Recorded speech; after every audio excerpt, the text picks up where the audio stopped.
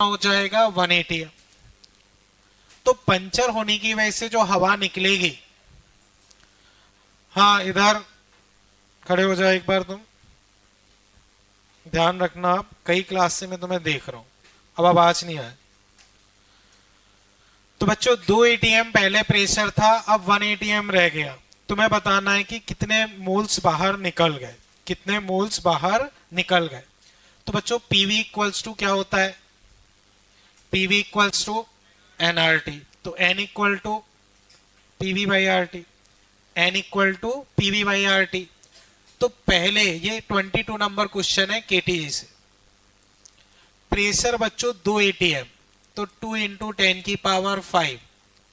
Volume, volume बच्चों पहले था 0.002, आर 8.3, टेम्परेचर 300।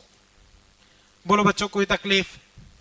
अब बाद के मोल्स लिखोगे तो प्रेशर 1 एटीएम, पंचर हो जाएगा तो प्रेशर बाहर के बराबर 1 एटीएम। वॉल्यूम 0.005, आर 8.3, टेम्परेचर वही। N1 माइनस N2 तुम्हारा आंसर। पहले मान लो 10 मोल थे, बाद में 8 आए, तो कितने बाहर निकल गए? 2। सब्ट्रैक्ट कर दोगे आंसर। बताओ कोई दिक्कत? क्लियर है भैया? ठीक है, 22 क्लियर है ना? ठीक है, अब आगे चलते हैं। 23, इसमें डाउट बच्चों? 23 में किसी को भी डाउट? ठीक है। 24, इसमें कोई डाउट बच्चों? 24, ठीक है। 25, इसमें कोई डाउट बच्चों? 25, 26, इसमें डाउट बच्चों? देखो बच्चों कुछ इसी तरह से समझो, एक टायर है, उसमें तुमने हवा भरी,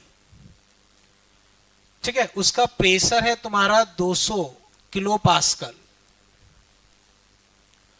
और उसका टेम्परेचर है 20 यानी कि 293। अब दिन में क्या हुआ, टेम्परेचर 40 यानी कि 313 हो गया, और गर्मी की वजह से ट्यूब भी फैलेगा।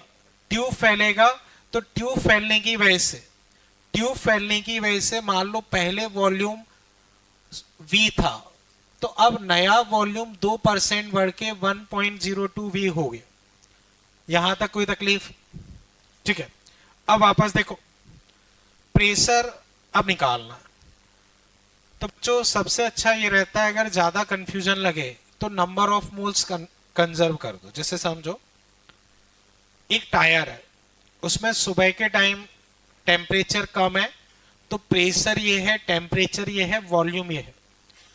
दोपहर के टाइम टेम्परेचर बढ़ेगा 313, टेम्परेचर बढ़ने की वजह से, थर्मल एक्सपेंशन की वजह से वॉल्यूम बढ़ के इतना हो गया। अब प्रेशर तुम्हें निकालना, तो PV equals to NRT, n equal to n dash.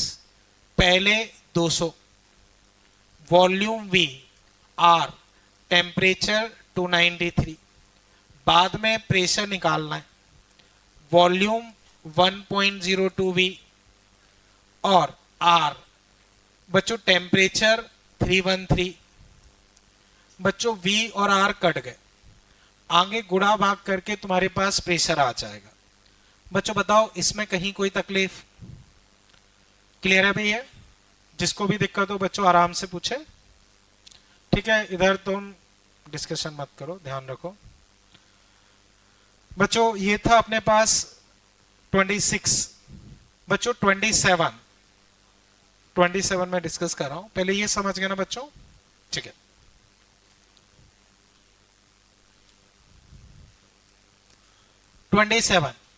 बच्चों तुम्हें ये दिया है कि तुम्हारे पास इस तरह का कोई सेटअप है, इनमें पहले ये एनटीपी पे है, एनटीपी मतलब वही नॉर्मल टेम्परेचर एंड प्रेशर, तो दोनों के वॉल्यूम सेम है, कनेक्टेड है, तो प्रेशर भी सेम होगा, टेम्परेचर सेम है। तो पहले ये सिस्टम है, ये सिस्टम है। अब तुमसे क्या पूछा है,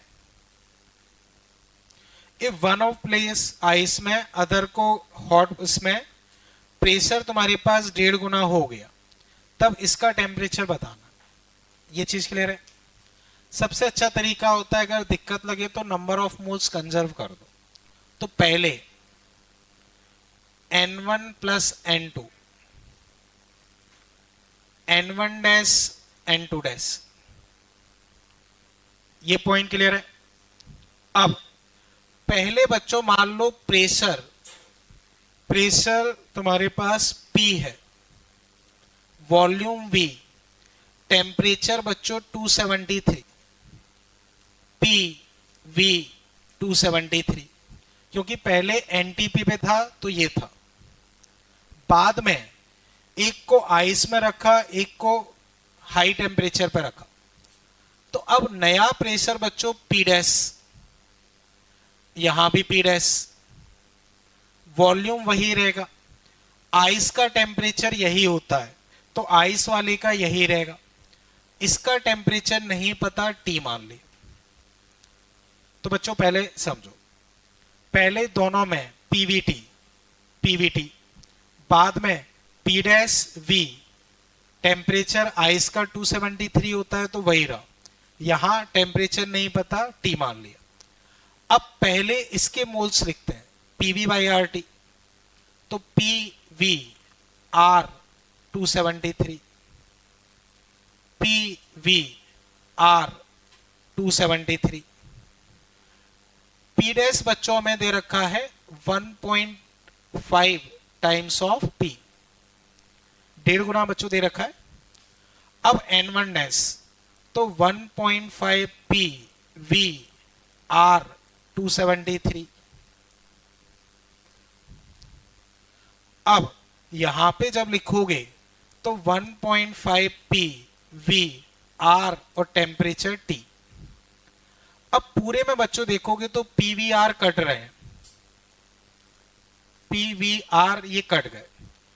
आगे बच्चों देखोगे तो यहां बचेगा 1/273, 1/273, 1.5 273, 1.5 T। आंसर बच्चों इसको सॉल्व करोगे तो केल्विन में आएगा, किस में आएगा, केल्विन में। आगे बच्चों केवल गुणा भाग करना है, कर पाओगे।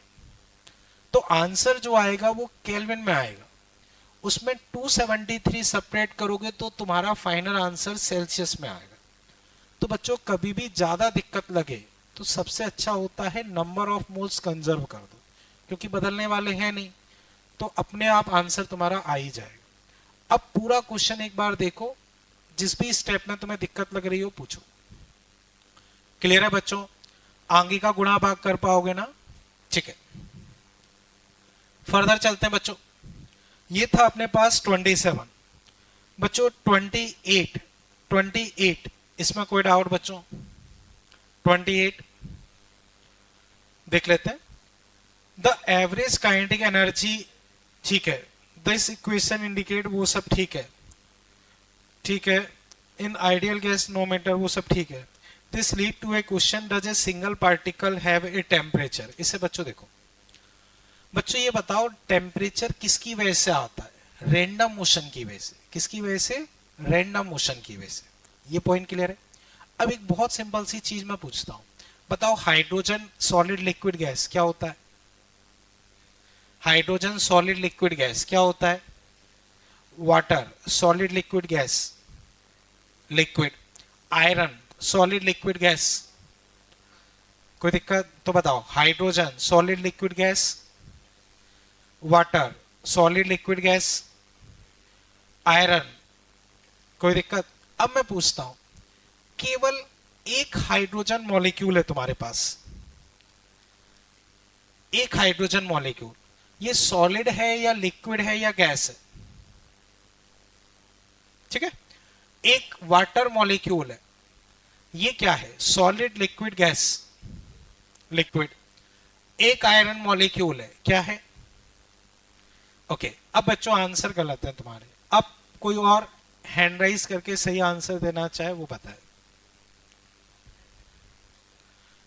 नहीं, मैं ये पूछ रहा हूं, टेम्परेचर से तो मतलब ही नहीं है, केवल एक हाइड्रोजन मॉलिक्यूल है, एक ऑक्सीजन मॉलिक्यूल या एक H2 और एक आयरन, इनका फेज क्या है। हैंड राइज करके आंसर दें जो भी देना चाहे।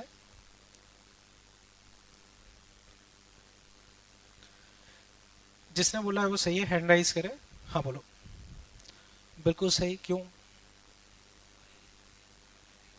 सही है बिल्कुल। बच्चों अकेले 2 4 5 मॉलिक्यूल या 1 2 मॉलिक्यूल के लिए सॉलिड लिक्विड गैस नहीं होता। कोई भी एक चीज सॉलिड लिक्विड या गैस तीनों हो सकती है। पानी है, ज्यादा गर्म करोगे तो गैस बन जाएगी, ठंडा करोगे तो सॉलिड बन जाएगा। H2 है, ज्यादा ठंडा करो लिक्विफाई हो जाएगी, फिर सॉलिड भी बन जाएगी। तो एक सिंगल पार्टिकल के लिए हम कोई स्टेट डिफाइन नहीं करते। जो स्टेट डिफाइन होती है वो लार्ज नंबर ऑफ मॉलिक्यूल्स के लिए डिफाइन होती है। ये बात समझे? तो 1 2 या 5 10 पार्टिकल के लिए तुम्हारी स्टेट डिफाइन नहीं होती। ऐसी जो टेम्परेचर होता है वो बहुत सारे मॉलिक्यूल रैंडम मोशन करते हैं, बहुत सारे मॉलिक्यूल्स रैंडम मोशन करते हैं, उसके उस मोशन को डिफाइन करने के लिए टेम्परेचर आता है। तो पॉइंट मेरा ये है कि जैसे एक सिंगल मॉलिक्यूल के लिए तुम स्टेट डिफाइन नहीं कर सकते, वैसे ही एक सिंगल मॉलिक्यूल के टेम्परेचर का कोई मतलब नहीं होता, वो डिफाइन नहीं होता। ये पॉइंट बच्चों समझे? एक सिंगल मॉलिक्यूल के लिए हम टेम्परेचर वगैरह ऐसे डिफाइन नहीं कर पाएंगे। अभी बच्चों ये क्लियर है? पॉइंट मेरा समझ गया ना? तो इसमें मेन चीज तो यही पूछी थी कि एक सिंगल, बाकी तो हम जो पढ़ चुके हैं वही था। अभी ये क्लियर है? चले आगे बच्चों, फर्दर आते हैं बच्चों। ये था अपने पास 28। 29 में बच्चों आंसर शायद मैंने पता नहीं तुम्हें क्या दिए थे, लेकिन मैं आंसर करेक्शन करवा रहा हूं। आंसर इसमें ए बी और डी और होगा। मुझे पता नहीं मैंने आपको ए बी और या क्या दिया। हाँ, ए और बी थे, है ना? तो उसमें करेक्ट कर लेना, आंसर होगा ए बी और डी, अगर मैंने कुछ और दिया हो। ठीक है, अब मैं डिस्कस कर रहा हूं बच्चों, मुझे बताओ 29, इसमें डाउट बच्चों मैं डिस्कस कर रहा हूं, इसे हटा दूं बच्चों पिछले वालों को। ठीक है, अब देखो, ए piston slowly pushed into a metal cylinder. तो बच्चों मेटल का सिलेंडर है, इसमें लास्ट में एक ऐड और कर लो, एज्यूम आइसोथर्मल प्रोसेस। लास्ट में बच्चों ऐड कर लो एज्यूम आइसोथर्मल प्रोसेस। अब a piston is slowly pushed into a metal cylinder containing ideal gas, which of the following statement is are correct? ठीक है, हाँ इनकरेक्ट मतलब, तो ठीक है देख लेंगे, या तो मैंने आंसर तुम्हें करेक्ट के हिसाब से बता दिया है तो वो चेक कर लेंगे।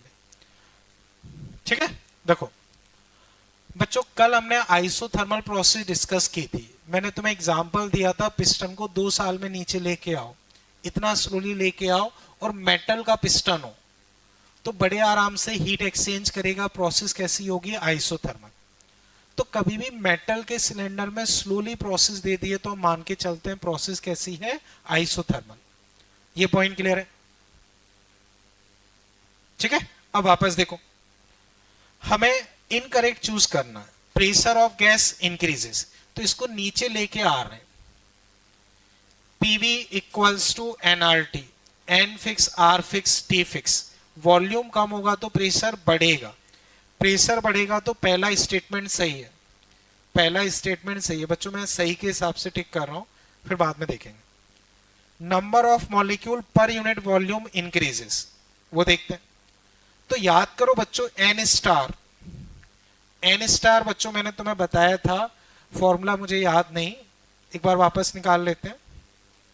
पीवी एनआरटी, पीवी इसको लिख सकते हो N by N A R T, तो P N by V R by N A into T, ये होता है बच्चों एन स्टार, ये के बी, ये टी। तो एन स्टार बच्चों तुम्हारे पास आ गया पी के बी टी। अब देखो टेम्परेचर फिक्स है, ये फिक्स है, प्रेशर बढ़ रहा है तो ये चीज क्या होगी? बढ़ेगी। ये फिक्स, ये फिक्स, प्रेशर बढ़ रहा है तो ये चीज बढ़ेगी। तो नंबर ऑफ मॉलिक्यूल पर यूनिट वॉल्यूम इंक्रीजेस, सही है। अब next, average speed of gas molecule increases 8 RT by pi m. तो बच्चों ये फिक्स, ये फिक्स, ये फिक्स, ये फिक्स, ये फिक्स, तो ये फिक्स हो गई। इन्होंने बोला है इंक्रीज, गलत। ठीक है, last frequency of collision of gas molecule with piston increases. ठीक है, तो वो चेक करते हैं। बच्चों पहले मैं टाइम निकाल रहा हूं। टाइम ऑफ कॉलिजन याद करो, लैम्डा अपॉन वी एवरेज, यही तो था, lambda upon V average. V average बच्चों फिक्स है, वी एवरेज फिक्स है, तो लैम्डा पे डिपेंड करेगा टाइम। लैम्डा बच्चों याद करो, मैंने तुम्हें ड्राइव करवाया था तो वो प्रोपोर्शनल आया था टी बाई पी के। बच्चों मीन फ्री पाथ में देखना, मैंने निकलवा रखा।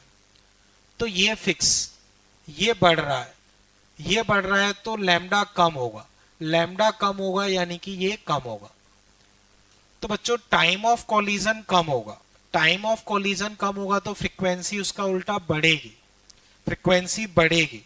इन्होंने बोला है इंक्रीजेस, वो भी सही है।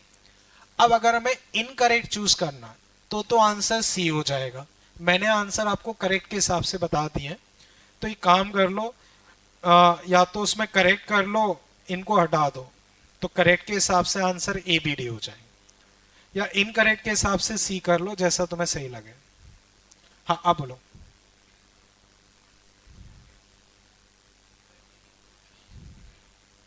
ठीक है, फोर्स बढ़ रहा है तो कोलिजन बढ़ेंगे, सही है। देखो स्पीड हम इससे डिसाइड करेंगे। हाँ, 8 fix, R fix, T fix, ये सब फिक्स, तो स्पीड कहां से बढ़ेगी, नहीं बढ़ेगी। देखो तुम्हें ऐसा लग रहा है कि कोलिजन जल्दी जल्दी हो रहा है, इसका मतलब स्पीड बढ़ गई। इसका उल्टा ये भी सोच सकते हो कि कोलिजन जल्दी जल्दी हो रहा है क्योंकि स्पेस कम करती है। जैसे कम स्पेस में ज्यादा लोग भर दोगे तो भी कोलिजन जल्दी जल्दी होगा। ठीक है, ओके बच्चों अब मुझे बताओ 29 में कहीं कोई तकलीफ? चले आगे। तो इसमें बच्चों आंसर इनकरेक्ट के हिसाब से तो सी होगा और करेक्ट के हिसाब से ए बी डी होगा। ठीक, ठीक है। अब बच्चों मुझे बताओ क्वेश्चन नंबर 30, इसमें कोई तकलीफ? 31, इसमें कोई डाउट बच्चों?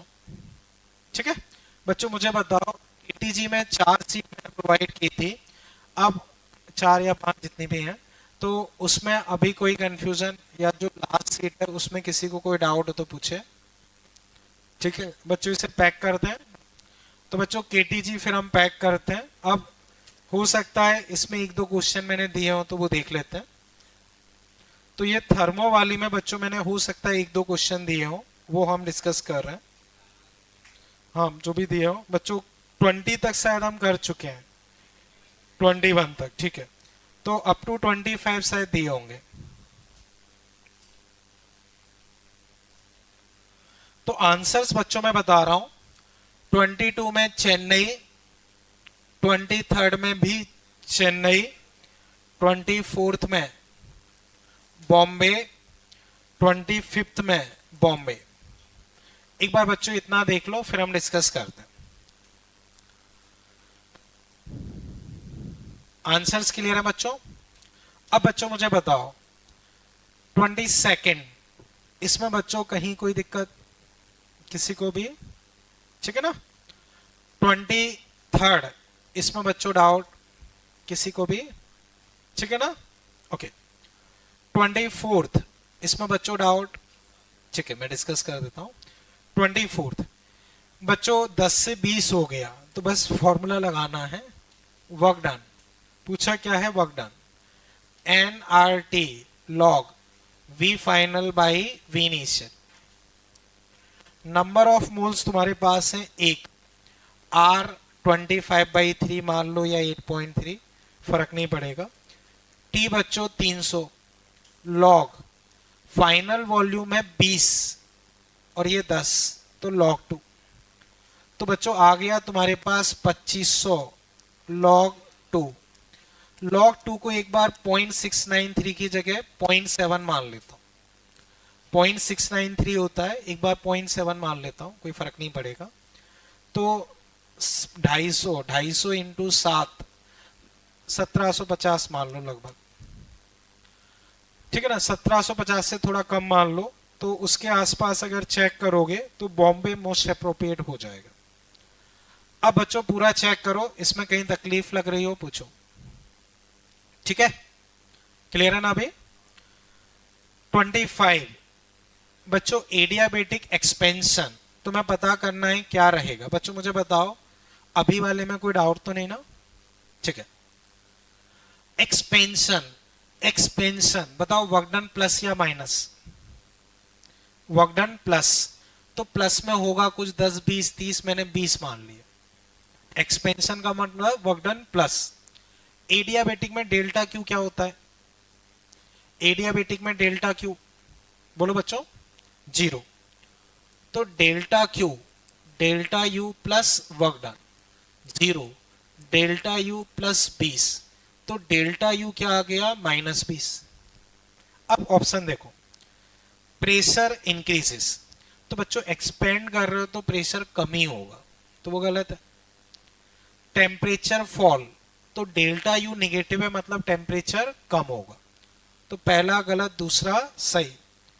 डेंसिटी इंक्रीजेस, बच्चों एक्सपेंड कर रहे हो तो वॉल्यूम बढ़ेगा तो डेंसिटी कम होगी, डेंसिटी कम होगी, इन्होंने इंक्रीज बोला है, गलत।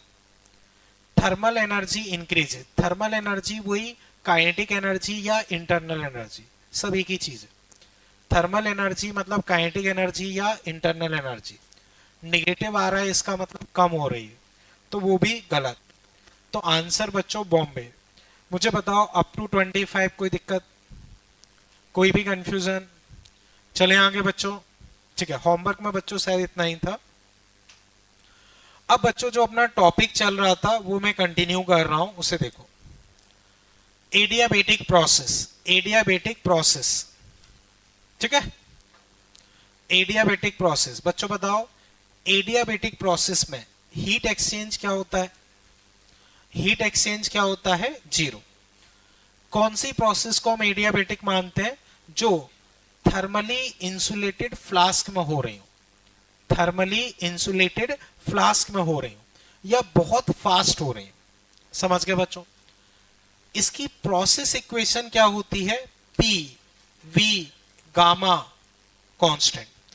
कैसे आती है? बहुत लेंदी सा डेरिवेशन है, कोई पूछना चाहे तो मुझसे बाहर डिस्कस कर लेना, बाकी कोई काम का नहीं। प्रोसेस इक्वेशन बच्चों क्या है? P V gamma constant. कोई तकलीफ? Internal energy change, internal energy change कोई सी भी प्रोसेस हो हमेशा क्या फॉर्मूला होगा? कोई सी भी प्रोसेस हो NF/2R डेल्टा टी या NCV डेल्टा टी, यही होगा। कोई तकलीफ? हो गया ये। अब इसके बाद अगर मैं हीट सप्लाइड इसमें देखता हूं तो क्या हुआ? 0 है ही 0। अब फर्स्ट लॉ लगाता हूं तो 0 delta U plus work done, तो वर्क डन कितना हो गया? Minus delta U. इसी को लिख सकते हो -NCV delta T minus R upon gamma -1 delta T, और इसी को मैंने सिखाया था P initial V initial, sorry P final V final, P initial V initial. बताओ बच्चों यहां तक कोई तकलीफ? ये सारे पॉइंट्स बच्चों मैंने डिस्कस कर दिए थे, यहां तक तो कोई तकलीफ नहीं। अब बच्चों कुछ क्वेश्चन के डायरेक्टली आंसर दो।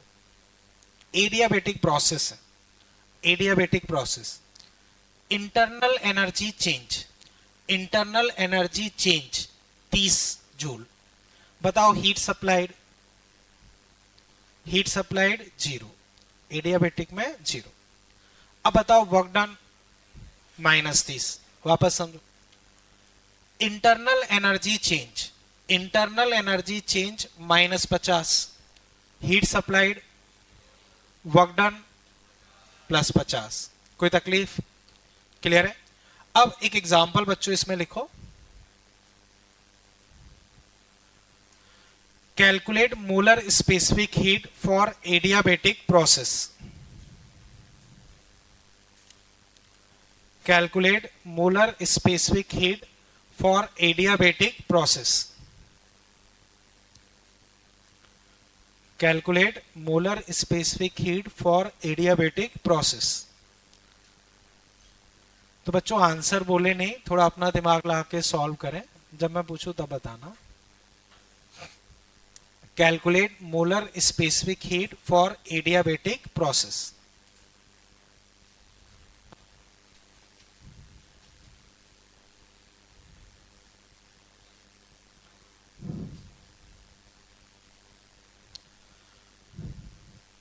बच्चों जिससे हुआ हो वो बताए।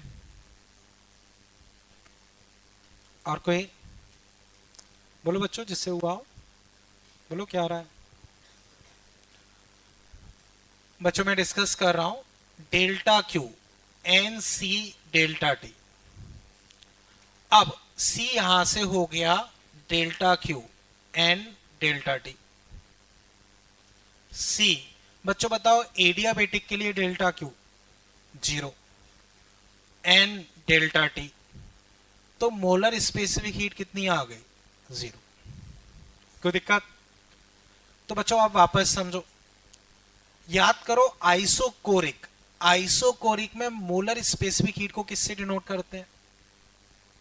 CV। किससे डिनोट करते हैं? CV। क्या होता है? F/2R। आइसोबैरिक में F/2R प्लस R। आइसोथर्मल में इन्फानाइट। एडियाबेटिक में 0।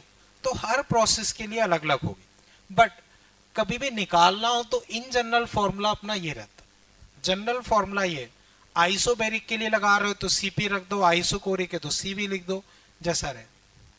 अभी ये क्लियर है? चलें बच्चों आगे। चेक एग्जाम्पल बच्चों फिर देखो, या एग्जाम्पल से पहले एक चीज और, इतना कर लिया ना? ठीक है, आगे बच्चों हेडिंग इस तरह से लिख लो। हाँ बोलो। नहीं नहीं जरूरी नहीं है। हाँ देखो होता ये है delta Q delta U work done. मान लो हीट एक्सचेंज नहीं हुई, पर तुम वर्क करके टेम्परेचर चेंज कर सकते हो। जैसे मैं एक एग्जांपल देता हूं, तुम हाथ को ऐसे रब करो, तो कहीं से तुमने हाथ अपना गैस पे नहीं रखा कि वो गर्म हो रहा, समझ रहे हो? लेकिन तुमने हाथों को रब किया। रब किया तो क्या हुआ? फ्रिक्शन की वजह से वो टेम्परेचर चेंज हो जाएगा। और एक एग्जांपल बताता हूं, मान लो पानी इसमें भरा हुआ है, मान लो यही बोतल में लाया नहीं हो, बोतल में पानी भरा हुआ है, तुमने उसको गर्म नहीं किया लेकिन बहुत तेजी से उसको सेक करने लगे, तो बहुत तेजी से अगर बोतल को सेक करोगे तो मॉलिक्यूल्स में कॉलिजन होगा और उस वर्क की वजह से तुम्हारा टेम्परेचर चेंज आ जाएगा। तो ऐसा कोई जरूरी नहीं कि भाई हम हीट प्रोवाइड करके ही टेम्परेचर चेंज करें। अब ये क्लियर है बच्चों? इधर बच्चों ये वाला पॉइंट क्लियर है? चले आगे। ठीक है, अब हाँ बोलो। आइसोथर्मल में ये इनडिटरमिनेट फॉर्म में आ जाएगा, तो इससे सॉल्व नहीं कर पाओगे। जैसे मैं बताता हूं delta Q N C delta T, may be maths में लिमिट वगैरह पढ़ी हो नहीं पढ़ी हो मुझे नहीं पता। तो एन सी हो गया इनफाइनाइट, ये हो गया 0, तो 0 इंटू इंफिनिटी को हम बोलते हैं इनडिटरमिनेट फॉर्म। इनडिटरमिनेट फॉर्म में भी पढ़े हो नहीं पढ़े हो मुझे नहीं पता, तो नहीं पढ़ा है तो अभी मान लो, तो हम इसके आगे सॉल्व नहीं कर पाएंगे, तो फिर हमें कोई और मेथड सोचना पड़ेगा। फॉर्मूला तो एप्लीकेबल है पर इससे हम सॉल्व नहीं कर पाएंगे, तो फिर हमें दूसरे तरीके से सोचना पड़ेगा। कैसे सोचना पड़ेगा? कि डेल्टा क्यू डेल्टा यू तो 0 है, तो वर्क डन के बराबर, और वर्क डन मेरे पास एनआरटी लॉग, उससे करो। अब ये क्लियर है? ठीक है, चले आगे बच्चों। हाँ तो मैं डिस्कस करने वाला था, इस तरह से लिख लो बच्चों, process equation in different format। process equation in different format।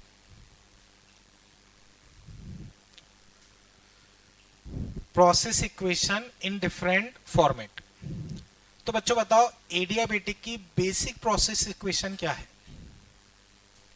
PV gamma constant. तो बच्चों फिर बताओ एडियाबेटिक की बेसिक प्रोसेस इक्वेशन। बच्चों आवाज नहीं आई, क्या रहती है? PV gamma constant. तो वो तुम्हारे दिमाग में फिट होना चाहिए। अब मैं 2-3 और ड्राइव कर रहा हूं, वो मुझे भी याद नहीं रहती, लेकिन तुम्हें ड्राइव करना आता है तो जरूरत पड़ने पे तुम निकाल लो। तो बेसिक तुम्हें याद रखनी है। बाकी तुम्हें जितनी याद रह जाए ठीक है, नहीं रहे तुम निकाल लो। जैसे आज एक क्वेश्चन आया था एन स्टार, उसमें यूज हुआ था, मुझे भी फॉर्मूला याद नहीं रहता है, पर बेसिक अप्रोच पता है तो मैंने हाथों हाथ ड्राइव करके निकाल लिया। तो बहुत ज्यादा फॉर्मूले तो तुम नहीं रट पाओगे, लेकिन अप्रोच सीख लोगे तो वो काम में आएगी। चले आगे बच्चों, तो देखो पी वी गामा कांस्टेंट। अब बच्चों मान लो हम जो अरेंजमेंट लेते हैं जनरली सिलेंडर पिस्टन अरेंजमेंट लेते हैं, उसमें नंबर ऑफ मोल्स फिक्स होते हैं। तो नंबर ऑफ मोल्स फिक्स होते हैं, तो मुझे बताओ गैस का मास फिक्स होगा या वेरिएबल? फिक्स होगा। अब डेंसिटी क्या होती है? Mass by volume. Mass fix है तो डेंसिटी और वॉल्यूम क्या हो गए? Inversely proportional. तो अगर मैं इसी को डेंसिटी के टर्म्स में लिखना चाहूं तो P by D power gamma constant. D इसमें क्या हो गई है? डेंसिटी।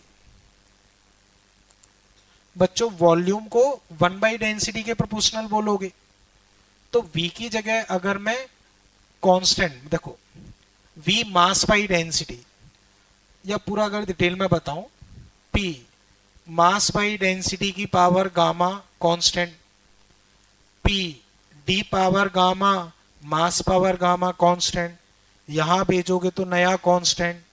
तो ये वाला फॉर्मूला समझ पाए? वॉल्यूम डेंसिटी के इनवर्सली प्रोपोर्शनल है, तो पीवी गामा कांस्टेंट या पी डेंसिटी की पावर गामा कांस्टेंट। ये पॉइंट क्लियर है ना? ठीक है, ये बेसिक, ये हमने ड्राइव किया। अब और फॉर्मेट देखते हैं। देखो पीवी इक्वल्स टू क्या होता है? PV equals to nRT. तो पी क्या हुआ? NRT by V. तो इस पी की जगह मैं लिख रहा हूं nRT by V into V power gamma constant. बच्चों देखो टी, ये पावर 1 है, ऊपर जाएगी तो गामा -1 कांस्टेंट अपॉन एनआर, ये एक नया कांस्टेंट बन गया। तो एक और format TV gamma -1 constant, TV gamma -1 constant. तो इतना बच्चों कंप्लीट कर लो, फिर मैं वापस डिस्कस करता हूं।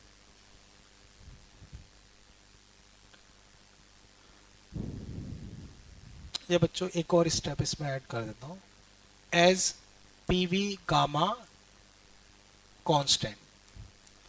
पी की जगह मैंने लिखा है एनआरटी बाई वी। कर लो बच्चों।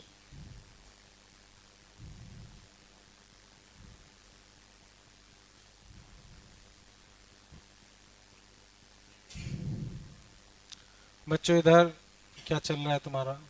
इधर फोकस करें।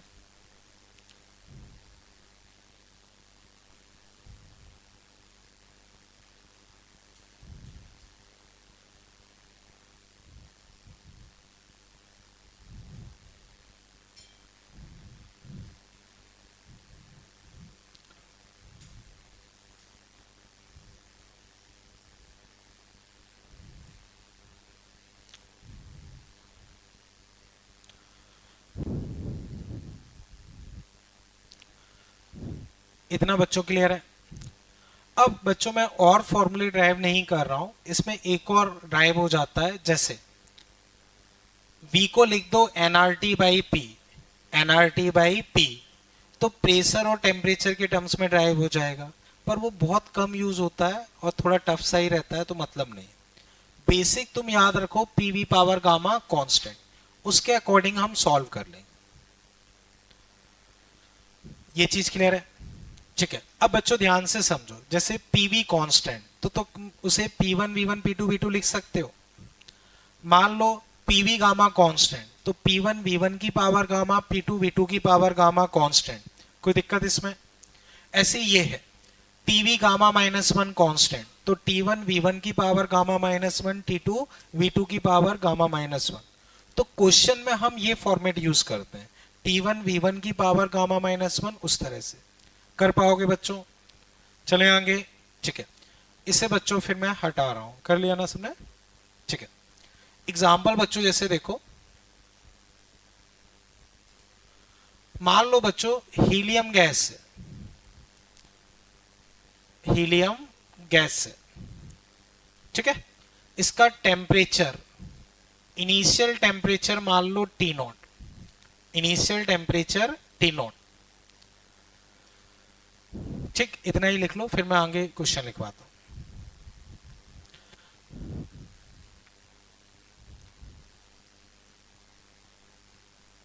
हीलियम गैस है, initial temperature T not,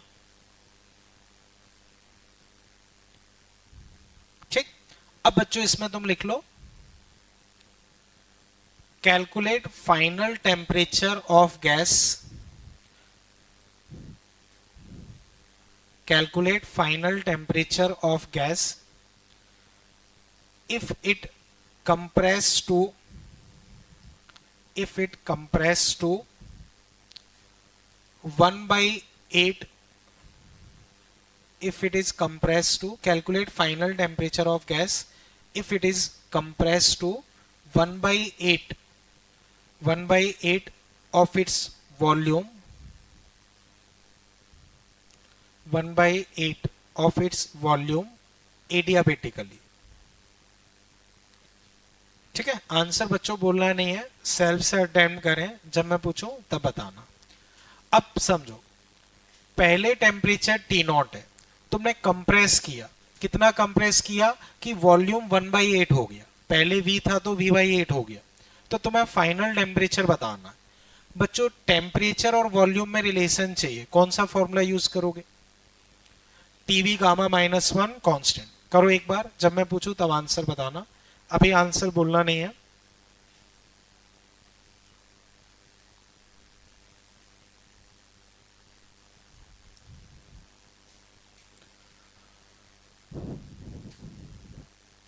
okay, इसको इधर कर दो,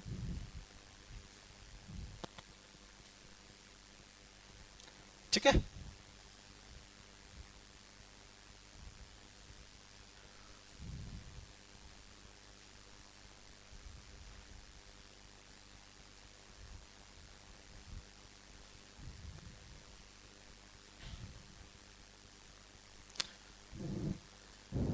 फाइनल टेम्परेचर बताना है, जैसे T not by 2, 2 T not, 3 T not क्या होना चाहिए। हाँ, अब बच्चों हैंड राइज करें जिससे हो पाया हो। और कोई? बिल्कुल सही है बच्चों। देखो T V power gamma -1 constant, बच्चों हीलियम मोनो डाई पॉली किस तरह की है? मोनो। मोनो एटॉमिक के लिए गामा याद करो क्या था? मोनो एटॉमिक के लिए gamma Cp by Cv, Cp by Cv, Cp 5/2R, Cv 3/2R, तो गामा 5/3। तो T V power 5/3 -1 constant, T V power 2/3 constant. ये चीज समझे? T V power gamma -1 constant, तो T V पावर 5/3 -1 कांस्टेंट, ये आया। अब मैं फॉर्मूला लगा रहा हूं, T1 V1 की पावर 2/3, T2 V2 की पावर 2/3। पहले temperature T not, volume V, बाद में निकालना है वॉल्यूम V/8। बच्चों गामा -1 तो 5/3 -1 मतलब 2/3, तो ये चीज तुम्हारे पास आई। अब ये चीज तुम्हारे पास आई है, देखो V और V कट गया, तो यहां बचा 1 की पावर 2/3, तो वो 1 ही होगा। बच्चों 1/8 की पावर 2/3, तो बच्चों पहले स्क्वायर करते हैं, तो 8 का स्क्वायर 64। अब 64 का क्यूब रूट लोगे, 64 का क्यूब रूट क्या होगा? 4।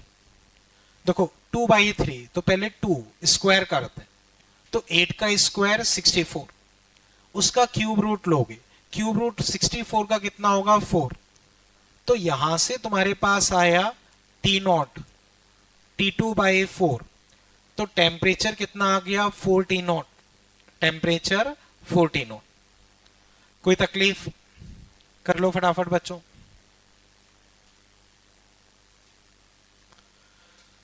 तो बच्चों एडियाबेटिक में, एडियाबेटिक में पावर्स को डील करने में दिक्कत आती है, क्योंकि पावर 3/2 2/3 इस तरह की रहती है, तो थोड़ी मैथ्स उसमें लगती है, वो ध्यान से करना पड़ेगा, कोई ऑप्शन नहीं। ये पॉइंट बच्चों समझे? इसकी किसी भी स्टेप में कोई तकलीफ? चले आगे, ठीक है। आगे बच्चों लिखो इसी में, बच्चों नंबर ऑफ मोल्स, मान लो नंबर ऑफ मोल्स इसी में ऐड कर लो, 1/4 मोल है, 1/4 मोल इसी में ऐड कर लो। नंबर ऑफ मोल्स कितने हैं? 1/4, ठीक है। अब इसमें लिखो, इधर इसमें बच्चों लिख लो आप, calculate change in internal energy, calculate change in internal energy in above case,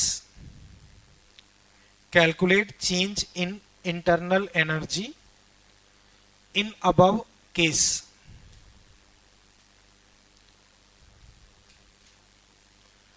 calculate change in internal energy in above case. बच्चों आंसर बोलना नहीं है, लिख लो, गिवन पैरामीटर के टर्म्स में आंसर देना, बहुत आसान सा है। कोई सी भी प्रोसेस हो, इंटरनल एनर्जी चेंज क्या होता है? N C V delta D या N F/2 R delta D, बस फॉर्मूला लगा दो।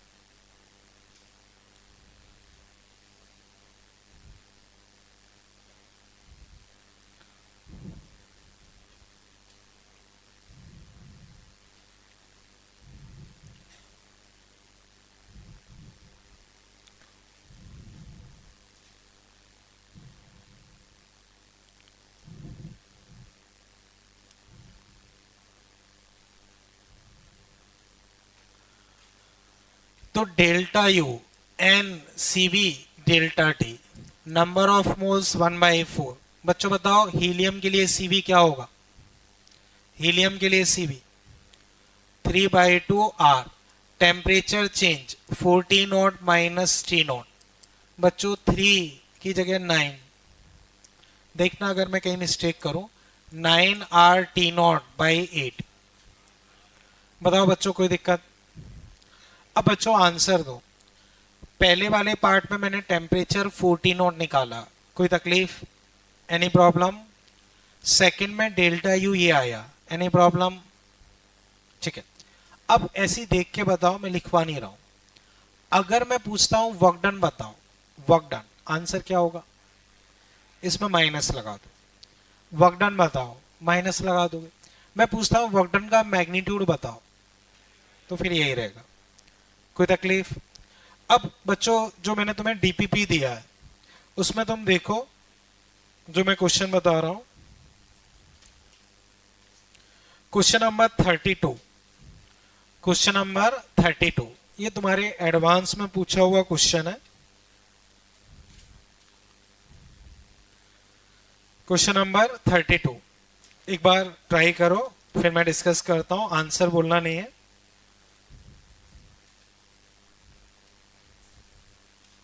थर्टी टू,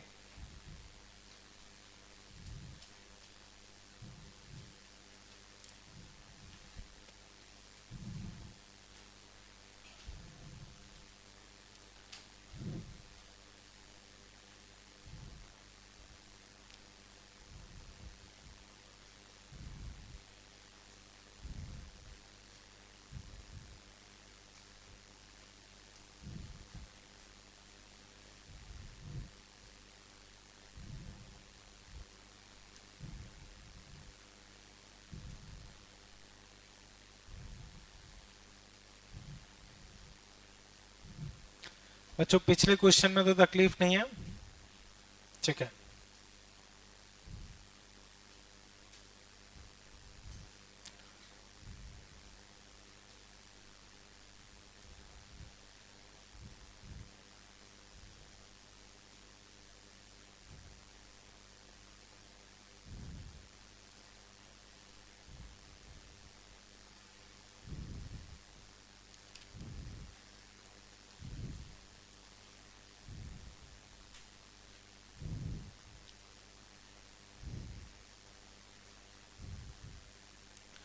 ओके, अब हैंड राइज करें बच्चों जो आंसर देना चाहें। ओके, और बच्चों करेक्ट आंसर आगरा ही होगा। बच्चों ये यही क्वेश्चन है, ध्यान से देखो। 5.6 लीटर, बताओ एसटीपी या एनटीपी पे एक मोल का वॉल्यूम क्या होता है? 22.4। यहां कितना है? 5.6, यानी कि 22.4 बाई 4, यानी कि नंबर ऑफ मोल्स होने चाहिए 1/4। Number of moles 1/4। कोई तकलीफ? यहां भी मैंने नंबर ऑफ मोल्स 1/4 बोले थे। अब पहले 5.6 था, फिर कर दिया 0.7। 0.7 यानी कि 5.6/8। तो पहले वॉल्यूम था V, अब कर दिया V/8। समझे बच्चों? 5.6 से 0.7 कर दिया, 0.7 यानी कि 1/8 वॉल्यूम कर दिया। तो जो अभी मैंने क्वेश्चन डिस्कस किया वही क्वेश्चन ये है, बस लैंग्वेज को थोड़ा सा घुमा दिया। तो इसमें टेम्परेचर T1 था, तो अब टेम्परेचर कितना आएगा? 4T1। 4T1 आएगा, सारी कहानी वैसी की वैसी है, इंटरनल एनर्जी चेंज ये आएगा। तो वर्क डन इसका माइनस आएगा। अब माइनस में अपने पास कोई ऑप्शन है नहीं, तो मोस्ट अप्रोप्रिएट फिर हम मैग्नीट्यूड वाइज जो मैच करेगा उसे टिक करेंगे। तो बच्चों जो अभी हमने क्वेश्चन डिस्कस किया है ये वही क्वेश्चन है, बस थोड़ा सा और ट्विस्ट करके पूछा गया। इसको और पिछले क्वेश्चन को कनेक्ट कर पाए। नंबर ऑफ मोल्स 5.6 मतलब 1/4, उसमें वॉल्यूम 1/8 कर रहे थे, इसमें भी 1/8 ही है। 5.6 से 0.7 मतलब 1/8। समझ गए ना बच्चों? अभी इसमें कोई तकलीफ? ठीक है। अब फिर देखो बच्चों, क्वेश्चन नंबर 26, इसे अटेम्प्ट करो बच्चों। 26, 29 ये दो अटेम्प्ट करो बच्चों। 26, 29।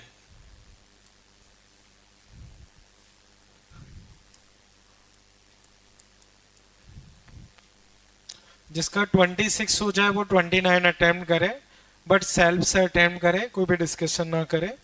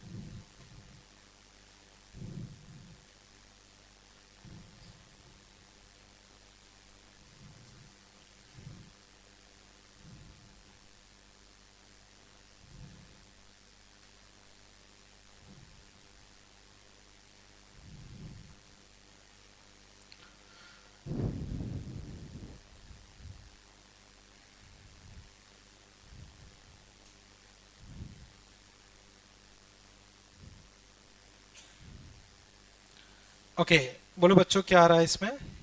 सही है बच्चों, दिल्ली करेक्ट है, नन ऑफ दीज। अभी अभी हमने डिस्कस किया P upon D power gamma constant. इसको कैसे लिखोगे? P1 D1 की पावर गामा, P2 D2 की पावर गामा। तो P1/P2 D1/D2 की पावर गामा। अब P1/P2 नहीं दिया है, हमें D2/D1 दिया है। तो D2/D1 बच्चों 32 है, D2/D1 32 है। तो P1/P2 D2/D1 बच्चों 1/32, और गामा 1.5 यानी कि 3/2। 3/2, 1.5 मतलब 3/2। तो P1/P2 बच्चों 32 का रूट लो, रूट लोगे तो आएगा 4√2। कितना आएगा? 4√2। तो इसको लिख सकते हो 4√2 का क्यूब। अब क्यूब करोगे, अजीब सी आवाज आई है।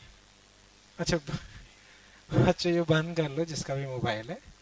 क्यूब करोगे तो 64 और √2 का 2√2, तो फाइनली 128 √2।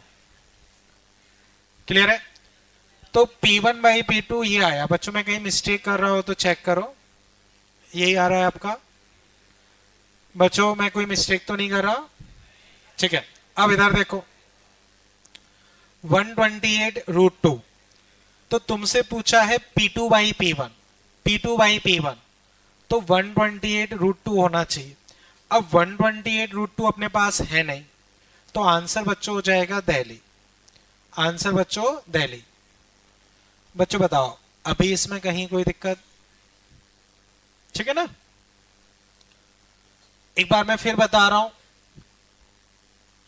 इधर P d power gamma constant, P1 D1 की पावर गामा, P2 D2 की पावर गामा, P1/P2 D1/D2। अब D2/D1 हमें 32 दिया है, तो D1/D2 को लिखोगे 1/32 और गामा 1.5 को 3/2। पहले मैंने स्क्वायर रूट लिया तो 32 का स्क्वायर रूट ये हुआ, क्यूब करोगे तो इसका 64, इसका 2√2। ये आंसर होना चाहिए। अब ये किसी से इसका उल्टा आंसर होगा क्योंकि P2/P1 पूछा है, तो आंसर बच्चों अपना किसी से मैच नहीं करेगा, तो नन ऑफ दिस। बच्चों बताओ अभी इसमें कहीं तकलीफ? चलें आगे। अब 29 अटेम्प्ट कर लो, फिर मैं डिस्कस करता हूं। बाकी जिसका वो भी हो गया हो तो बीच के क्वेश्चन भी अटेम्प्ट कर सकता है।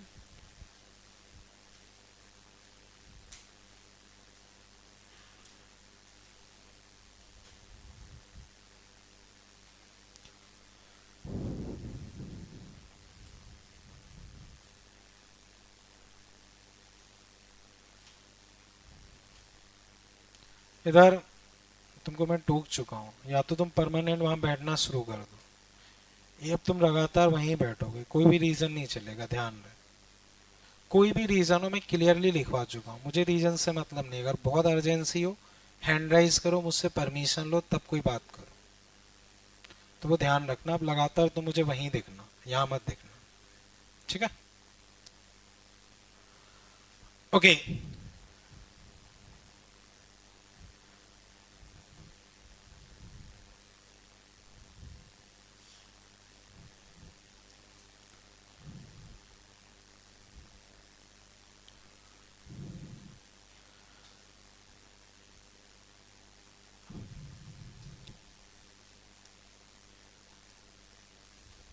बच्चों अब हैंड राइज करें 29 जिससे हुआ हो। और कोई? बॉम्बे करेक्ट है बच्चों। देखो बॉम्बे करेक्ट है। बेसिक फॉर्मूला तुम्हारा पीवी गामा कांस्टेंट। अब तुम्हें पी और टी में चाहिए, पी और टी में चाहिए, तो बच्चों बताओ किसे गायब करना है? पी और टी में चाहिए तो गायब किसे करना है? वॉल्यूम को। अब मोनोएटॉमिक गैस है, तो बताओ गामा क्या होता है मोनोएटॉमिक के लिए? 5/3। मोनोएटॉमिक के लिए गामा 5/3। याद है बच्चों? अभी अभी हीलियम वाला क्वेश्चन किया है। तो मोनोएटॉमिक के लिए पीवी 5/3 कांस्टेंट। अब तुम्हें वॉल्यूम को उड़ाना है, तो उसके लिए एक ही चीज दिमाग में होनी चाहिए, पीवी इक्वल्स टू एनआरटी। तो वॉल्यूम को लिखोगे एनआरटी अपॉन पी 5/3 कांस्टेंट। अब बच्चों कांस्टेंट को साथ लेके चलने का कोई मतलब नहीं है, उनको उड़ा दो ऐसे। तो P T power 5/3, P power 5/3, कुछ नया कांस्टेंट, कुछ नया कांस्टेंट। अब इसको उधर भेज रहा हूं, तो देखते रहना अगर मैं कोई मिस्टेक करूं। टी 5/3, पी 5/3 अपॉन पी, कुछ नया कांस्टेंट। अब डिवीजन में बच्चों पावर क्या होती है? सब्ट्रैक्ट होती है। तो टी 5/3, पी 2/3, कुछ कांस्टेंट। अब बच्चों दोनों तरफ 3 है, दोनों तरफ 1/3 1/3 है, मैं हटा देता हूं। तो एक तरीके से मैं दोनों साइड क्यूब कर रहा हूं, दोनों साइड बच्चों में क्या कर रहा हूं, क्यूब कर रहा हूं। तो t power 5 p square, constant कुछ नया कर दो। अब स्क्वायर रूट लेता हूं 5/2 p, इसको कुछ नया कांस्टेंट कर दो। तो प्रेशर किसके प्रोपोर्शनल आ गया, टेम्परेचर की पावर 5/2। अब टेम्परेचर की पावर c तुम्हारा क्या हो जाना चाहिए, 5/2। तो अगेन बच्चों एडियाबेटिक में पावर्स को मैनेज करना होता है, और पावर भी अजीब सी रहती है, 5/3, 7/5, थोड़ा कैलकुलेशन टफ जाती है। अब प्रेशर टेम्परेचर का फॉर्मूला बहुत ज्यादा फॉर्मूले रटने से कोई फायदा नहीं। पीवी गामा कांस्टेंट याद रखो, जरूरत पड़ने पे कन्वर्ट कर लो। जैसे अभी हमें प्रेशर टेम्परेचर की जरूरत पड़ी, हमने हाथों हाथ कन्वर्ट कर लिया। बहुत सारे फॉर्मूले बुक्स वगैरह में मिल जाएंगे पर मतलब के नहीं रहेंगे। तो बच्चों एक बार मैं फिर बता रहा हूं, पीवी गामा कांस्टेंट मोनोएटॉमिक है तो 5/3, वॉल्यूम को मैंने लिखा nRT/P, T की पावर 5/3, P की पावर 5/3, इसको उधर भेज दिया तो 5/3 अपॉन P, एक पावर गया 2/3, क्यूब कर दिया तो 3/3 हट गए, ये बचा। फिर स्क्वायर रूट लिया तो यहां बचेगा P, यहां बचेगा 5/2। तो आंसर तुम्हारे पास 5/2। अब बच्चों मुझे बताओ इसमें कहीं कोई तकलीफ लग रही हो? ये क्वेश्चन बच्चों क्लियर है? किसी भी स्टेप में किसी को डाउट हो जरूर पूछे, ठीक है बच्चों? ठीक। अब नेक्स्ट हेडिंग बच्चों फिर लिख लो, नेक्स्ट हेडिंग बच्चों लिख लो,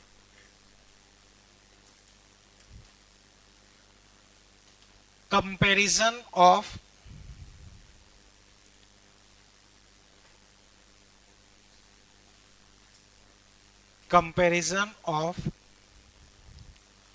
different types of process, comparison of different types of process, comparison of different types of process। इतना क्लियर है बच्चों? Comparison of different types of process. तो बच्चों पहले मैं कुछ चीजें समझा रहा हूं, उसे केवल समझो, लिखना नहीं है, फिर काम की चीजें मैं आपको लिखवा दूंगा। तो बच्चों पहले केवल समझना। देखो मान लो बच्चों एक प्रोसेस है मेरे पास पीवी, सम कांस्टेंट मान लो मैंने 1 बोल दिया, तो P यहां से क्या आया 1/V, V की पावर 1। बच्चों बताओ ग्राफ कैसा होगा इस प्रोसेस के लिए? ग्राफ हाइपरबोलिक, ठीक है? इस प्रोसेस के लिए अगर मैं ग्राफ बनाता हूं तो हाइपरबोलिक, कोई दिक्कत? अब वापस समझो, मान लो मेरे पास कोई प्रोसेस ये है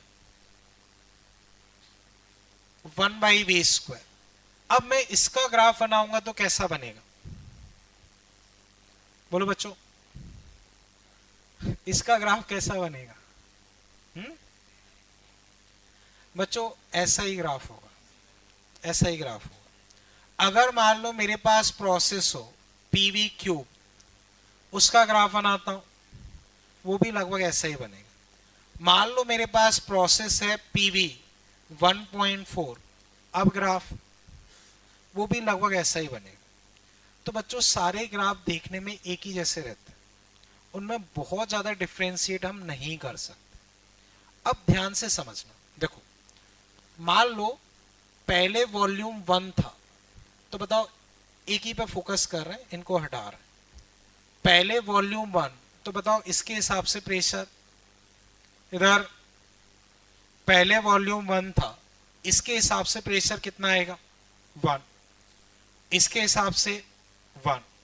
अब मान लो मैंने वॉल्यूम चेंज करके 2 कर दिया, तो इसके हिसाब से प्रेशर हाफ, इसके हिसाब से, तो किसका प्रेशर तेजी से कम हुआ? इस वाले का। मान लो मैं वॉल्यूम 3 करता हूं, तो यहां 1/3, यहां 1/9, तो यहां ज्यादा पावर है, ज्यादा पावर है तो यहां वॉल्यूम तेजी से कम होगा, यहां वॉल्यूम तेजी से कम होगा। तो अगर मैं इन दोनों के ग्राफ बनाता हूं तो एक ही जैसे बनेंगे, लेकिन जो नीचे वाली प्रोसेस है उसमें तेजी से गिरना चाहिए, तेजी से गिरना चाहिए। तो इन दोनों के ग्राफ अगर मैं बनाऊंगा तो ये पहली प्रोसेस का होगा, ये दूसरी प्रोसेस का। ये चीज समझे। अब मान लो बच्चों मैं कोई और प्रोसेस बोल रहा हूं, पीवी क्यूब। पीवी क्यूब, मुझे बताओ इसका ग्राफ 1 के ऊपर आएगा या 2 के नीचे या बीच में। मान लो पीवी ये हो गया पीवी 1, ये हो गया पीवी 2। अब पीवी 3 होगा, वो कहां आएगा, और नीचे आएगा। ये चीज क्लियर है। अब वापस देखो, मान लो मैं कोई बोल रहा हूं पीवी 1.5, वो कहां आएगा, 1 और 2 के बीच में। मान लो पीवी 1.4, 1 और 2 के बीच में। पीवी 1.66, 1 और 2 के बीच में। पीवी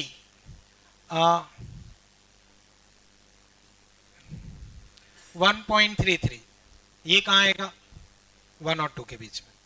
ये पॉइंट बच्चों समझे। तो अब वापस समझो बच्चों, isothermal PV equals to NRT, N fix, R fix, T fix. तो पीवी फिक्स या कांस्टेंट मान लो, तो इसका ग्राफ बना ये आइसोथर्मल का। अब एडियाबेटिक मोनोएटॉमिक, एडियाबेटिक मोनोएटॉमिक, तो adiabatic monoatomic PV gamma, gamma बच्चों मोनोएटॉमिक के लिए 1.67। अब बताओ इसका ग्राफ, ये किसका ग्राफ है, PV1 कांस्टेंट। तो PV 1.67 इसके नीचे या ऊपर, नीचे, तो ये 1.67 वाला है। अब मान लो मैं डाई एटॉमिक पकड़ता हूं, डाई एटॉमिक, तो PV डाई एटॉमिक 7/5 1.4। बताओ इसका ग्राफ कहां आएगा, इसका ग्राफ बच्चों, ये जिसका मोबाइल था बंद कर ले, बार बार वो चीज ना हो। बच्चों बताओ इन दोनों के बीच में आना चाहिए, तो वो यहां हो जाएगा। अब ऐसे बच्चों मुझे बताओ अगर पॉली एटॉमिक है, इसका ग्राफ कहां आना चाहिए, 1.4 1.67, तो इसके ऊपर। ये पॉइंट बच्चों समझे, यहां तक कोई कंफ्यूजन, ठीक है।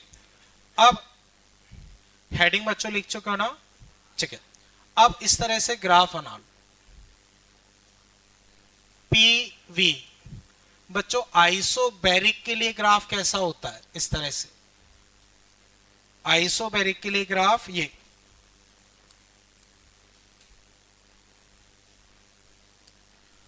अब आइसोकोरिक प्रोसेस के लिए बच्चों ग्राफ ये होता है। तो इसमें आइसोबैरिक प्रोसेस है, मैंने P लिख दिया है, मतलब प्रेशर कांस्टेंट। आइसोकोरिक है, वॉल्यूम कांस्टेंट मैंने V लिख दिया, ठीक है। अब PV1 कांस्टेंट, ये कौन सी प्रोसेस हुई, आइसोथर्मल, तो मैंने T लिख दिया। T मतलब आइसोथर्मल प्रोसेस, ये आ गया। बोलो बच्चों इसमें कोई दिक्कत। अब एडियाबेटिक के ग्राफ अपने नीचे आएंगे। एडियाबेटिक के लिए बच्चों ग्राफ यहां आएंगे, ये चीज क्लियर है। अब ये वाला ग्राफ अगर मैं लिखता हूं तो सबसे नीचे आएगा मोनोएटॉमिक, ये आएगा डाईएटॉमिक, और ये आएगा पॉलीएटॉमिक। मोनोएटॉमिक जैसे हम हीलियम वगैरह बोल सकते हैं,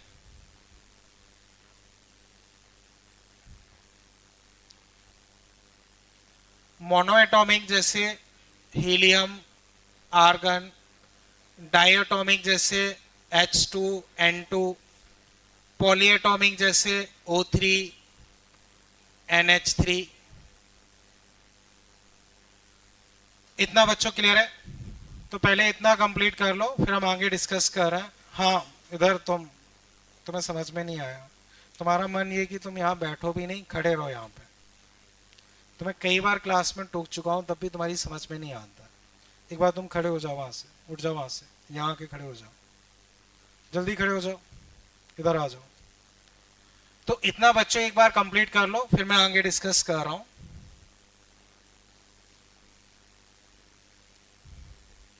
उठ जाओ जल्दी, या चलो अभी बैठ जाओ, अभी तो कम टाइम है। अगली क्लास में तुम्हें पूरे टाइम खड़ा रखूंगा, तब शायद तुम्हें समझ में आएगा। तो इतना बच्चों एक बार कंप्लीट कर लो, फिर मैं आगे डिस्कस करता हूं।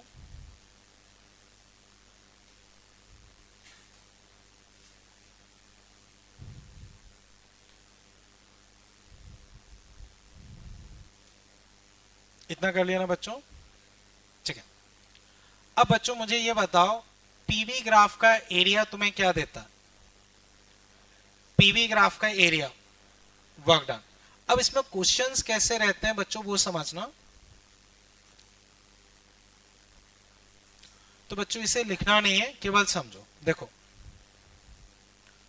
मान लो पहले वॉल्यूम था तुम्हारा 5 लीटर, बाद में वॉल्यूम हो गया 10 लीटर। इसे बच्चों लिखना नहीं है, ऐसे डायरेक्टली डिस्कस कर रहा हूं। एक तुम आइसोबैरिक प्रोसेस से ले गए, एक तुम आइसोथर्मल प्रोसेस से ले गए, और एक तुम एडियाबेटिक प्रोसेस से ले गए। तो बच्चों ये बताओ, ये 3 ग्राफ देख के बताओ, किस ग्राफ का एरिया तुम्हें सबसे ज्यादा लग रहा है? बच्चों किस ग्राफ का एरिया सबसे ज्यादा लग रहा है? आइसोबैरिक, क्योंकि आइसोबैरिक का एरिया निकालोगे तो पूरा यहां से यहां तक आएगा। ये चीज क्लियर है? अब सबसे कम एरिया तुम्हें किसका लग रहा? सबसे कम एरिया बच्चों बताओ किसका है? एडियाबेटिक। तो सबसे कम एरिया अगर एडियाबेटिक का है, तो अगर मैं पूछता हूं इन तीनों में वर्कडन को कंपैरिजन करो, तो सबसे ज्यादा वर्कडन किस प्रोसेस का आएगा? सबसे ज्यादा वर्कडन बच्चों किस प्रोसेस का आएगा? आइसोबैरिक। सबसे कम किसका आएगा? एडियाबेटिक। और बीच में अपना कौन होगा? आइसोथर्मल। तो क्वेश्चन बच्चों यही रहता है, लैंग्वेज कुछ इस तरह से रहेगी। Volume of gas is change from 5 litre to 10 litre by 3 different process, isobaric, isothermal, adiabatic. मान लो एक फोर्थ और बोल दिया, लेकिन उसमें वॉल्यूम चेंज नहीं होगा तो छोड़ दो। ये 3 है। Then compare work done of gases. तो सबसे ज्यादा वर्क डन बच्चों किसका हुआ? आइसोबैरिक। फिर ये पॉइंट बच्चों क्लियर है? अब जो मैंने तुम्हें डीपीपी प्रोवाइड किया है उसे बच्चों देखो। उसमें बच्चों तुम देखो क्वेश्चन नंबर 40।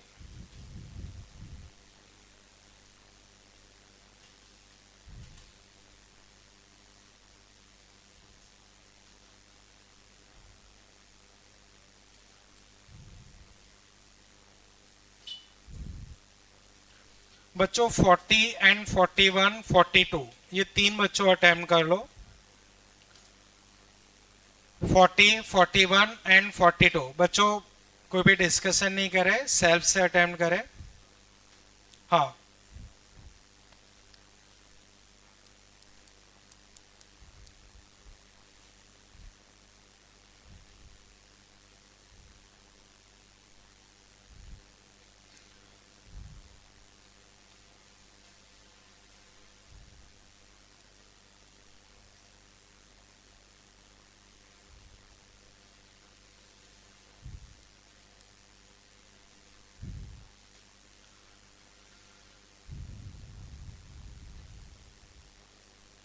इधर। तो बच्चों अब मुझे बताओ क्वेश्चन नंबर 40, इसमें आंसर सही है। बच्चों आइसोबैरिक वाला तुम्हारा W2 है, तो ये सबसे ज्यादा होगा। एडियाबेटिक वाला तुम्हारा W3 है, तो ये सबसे कम होगा। तो W2 सबसे ज्यादा, W3 सबसे कम, और W1 बीच में। तो आंसर बच्चों तुम्हारे पास आगरा। कोई भी डाउट बच्चों? अब ये क्लियर है? ठीक है। क्वेश्चन नंबर 41 बच्चों सही है, वो डबल वॉल्यूम हो रहा है, किस प्रोसेस में वर्क डन सबसे ज्यादा होगा? हम बोलेंगे आइसोबैरिक। अब 42 में बच्चों अभी आंसर मत बोलो, एक बार कर लो।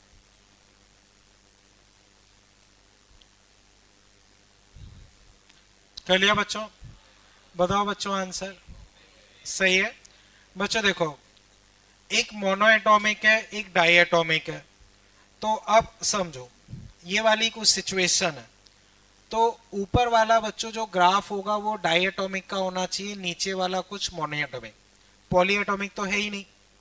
तो ऊपर वाला जो ग्राफ होगा वो डाइएटॉमिक का होना चाहिए, पॉलीएटॉमिक तो है ही नहीं। तो अब अगर मैं कंपैरिजन करता हूं तो ऊपर वाला ग्राफ डाइएटॉमिक का होना चाहिए।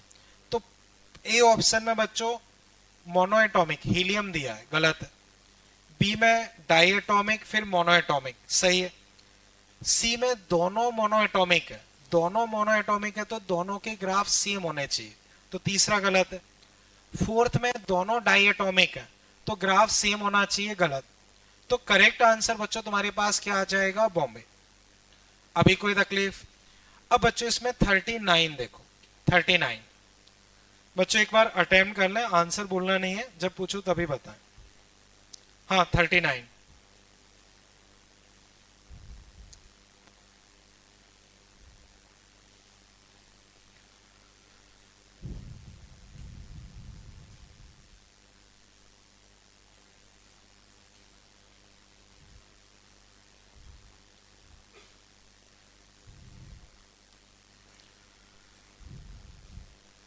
ए बी सी डी तीन कर्व हैं। अब तुम्हें चेक करना है कौन से कर्व ठीक है।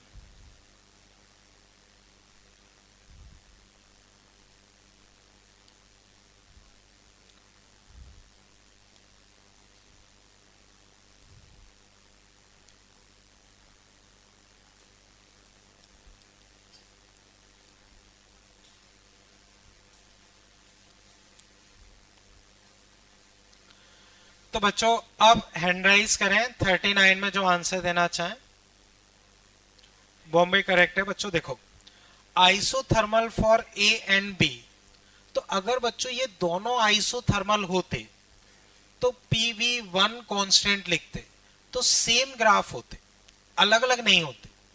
अगर दोनों ही आइसोथर्मल होते तो दोनों के सेम ग्राफ होते, अलग अलग नहीं होते, क्योंकि आइसोथर्मल में PV1 कांस्टेंट होता है।